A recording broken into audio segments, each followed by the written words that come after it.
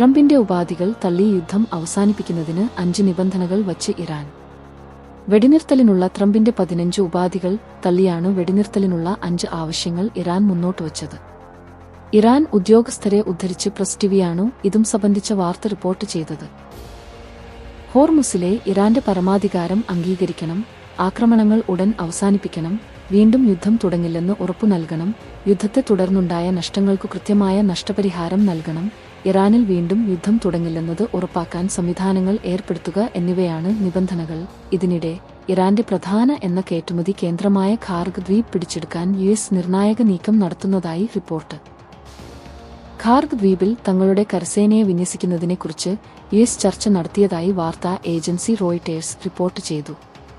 ദ്വീപിൽ മേൽക്കൈ നേടുന്നതിലൂടെ എണ്ണ ഉൽപ്പാദനത്തിലൂടെ ഇറാൻ നേടുന്ന സാമ്പത്തിക വരുമാനം കുറയ്ക്കാനും നിലവിലെ സംഘർഷത്തിന്റെ ഗതിയെ സ്വാധീനിക്കാനും കഴിയുമെന്നാണ് റിപ്പോർട്ടിൽ പറയുന്നത്. US അവരുമായി തന്നെയായിരിക്കും ചർച്ചകൾ നടത്തുന്നതെന്ന് ഇറാൻ സൈന്യത്തിന്റെ വക്താവ് ഇബ്രാഹിം സോൾഫാഖറി.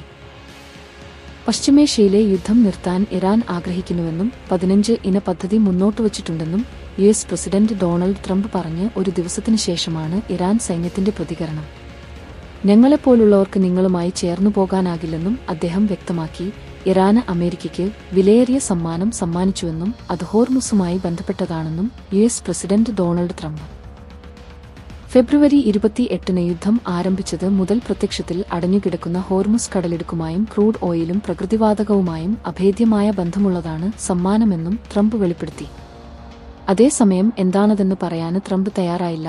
സംഘർഷം അവസാനിപ്പിക്കാനായി ഇറാന് മുന്നിൽ 15 നിർദ്ദേശങ്ങൾ വച്ച് US പ്രസിഡന്റ് ഡൊണാൾഡ് ട്രംപ്. ഇറാന് എങ്ങനെയെങ്കിലും യുദ്ധം അവസാനിപ്പിച്ചാൽ മതിയെന്നായിട്ടുണ്ടെന്നും ട്രംപ് പറഞ്ഞു.